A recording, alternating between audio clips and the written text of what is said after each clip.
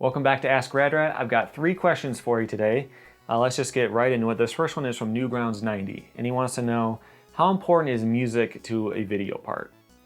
And you know what? It's either really important or it's not. So there's a PJ Ladd part where it's completely silent, and you just hear the skating, and that can work. Or there are videos from the 90s where they use like classic music and like jazz and all that other kinds of stuff, and that can work too. I think the music can work and it can really get you pumped up and everything, but it's only an issue if it doesn't work. If it clashes, if it's something you don't like, if it's like, you know, death metal and you're not into that, or if it's synth pop from the 80s, it can ruin a video part, but I don't think it really makes the part. You know, if you took really bad tricks and you edited it together really well and put some really good music on it, it's not gonna save it. But it can definitely put it over the top, take it to that next level, make it a classic.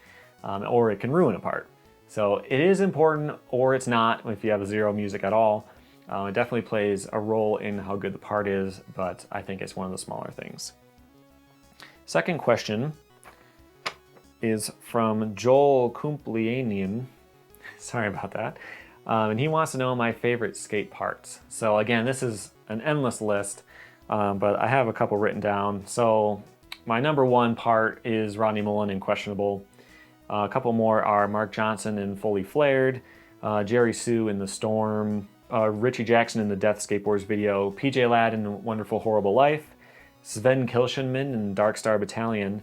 That was a really good part. I think he only had one other part. I don't know what happened to that guy, but that part is really good. Also, Guy Campfin in that video, a really good part as well, and he also kind of went nowhere. Eric Hawson in Minik Mati, and then Daewon Song, basically any of his parts, but Second to None in particular was my favorite.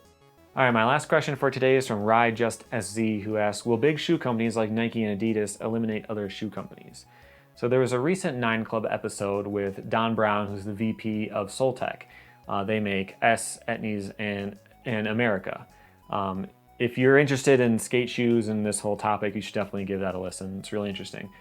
But he talks about how they had to put S on a hiatus, and they stopped selling shoes because the market had changed to a point where kids didn't want high-end premium shoes like that.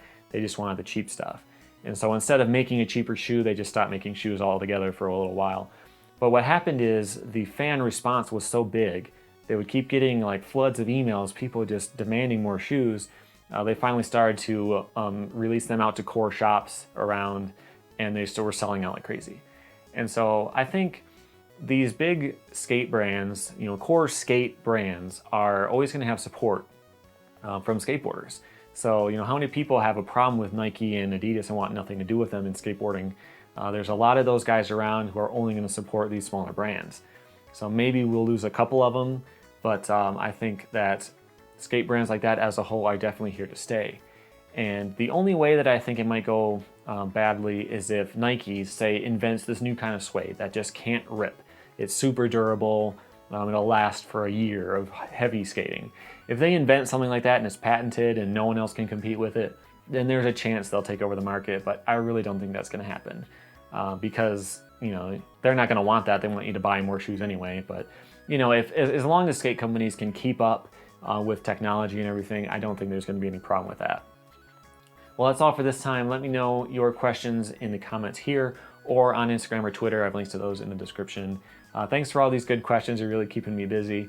And aside from these, I'm also staying busy with videos like this. So these are all my different types of videos I do. I do skateboard video games. I do skateboard topics of all kinds from all around the skateboard world. And then you can check some of those out here. So if any of that sounds good to you, make sure you hit the subscribe button to stay up to date. And I'll see you next time. Thanks for watching.